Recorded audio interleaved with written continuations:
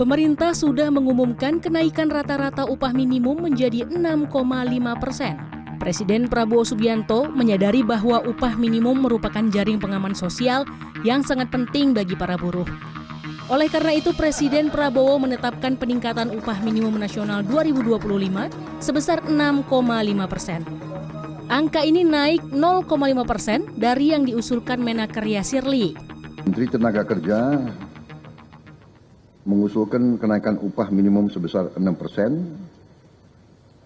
Namun setelah membahas juga dan melaksanakan pertemuan-pertemuan dengan pimpinan buruh, kita ambil keputusan untuk menaikkan rata-rata upah minimum nasional pada tahun 2025 sebesar 6,5%. Untuk upah minimum sektoral akan ditetapkan oleh Dewan Pengupahan Provinsi, Kota, dan Kabupaten.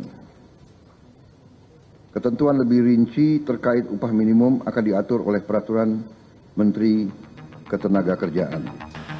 Sejumlah pekerja di Kota Jakarta menyambut baik besaran kenaikan UMP 2025 karena lebih besar dibandingkan kenaikan pada tahun lalu yang berlaku di 2024, yakni 3,6%.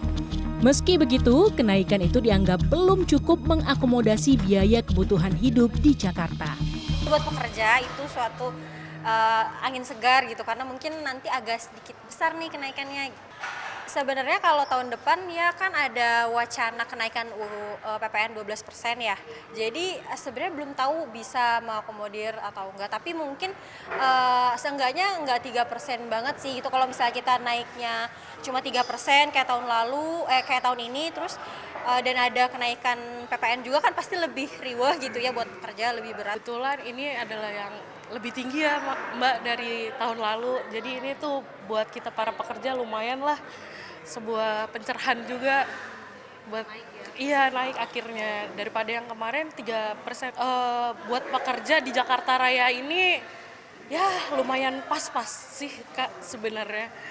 Tapi mungkin itu yang udah diatur kayaknya lebih titik tengah juga. Untuk melihat dari kebutuhan hidup di Jakarta, mulai dari transport, mobilisasi dan juga segala macamnya itu mungkin agak kurang ya. Ya mungkin dengan ditetapkannya UMP 6,5% ini, itu secara berangsur pemerintah ingin yaitu meningkatkan daya saing masyarakat, dan secara berangsur mungkin bisa mendorong daya saing daripada produktivitas daripada. Sementara itu, Ketua Umum Kamar Dagang dan Industri Kadin Indonesia Arsyad Rashid mengatakan tidak semua sektor industri mengalami kondisi yang baik-baik saja. Sehingga perlu membangun kepercayaan yang baik antara perusahaan dengan pekerja agar mendapat titik tengah yang mengakomodasi kepentingan kedua pihak. Saya mengatakan bahwa penting untuk mengerti apa yang dibutuhkan oleh pekerja dan buruh. Tapi di sisi yang lain juga harus mengerti posisi dari perusahaan ataupun pengusaha. Nggak setiap sektor itu sekarang baik-baik saja. Contoh kalau bicara tekstil, kita bicara yang kebanyakan adalah yang namanya padat karya.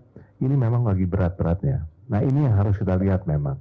Disinilah pentingnya membangun kepercayaan di antara pekerja buruh dengan. Konfederasi Serikat Pekerja Indonesia menyatakan menerima keputusan UMP 2025 sebesar 6,5%. Perwakilan buruh pekerja tersebut menyadari terjadinya deflasi selama 5 bulan beruntun sebelumnya yang membuat kenaikan UMP jadi tertahan di angka 6,5%. Tim Liputan, CNN Indonesia.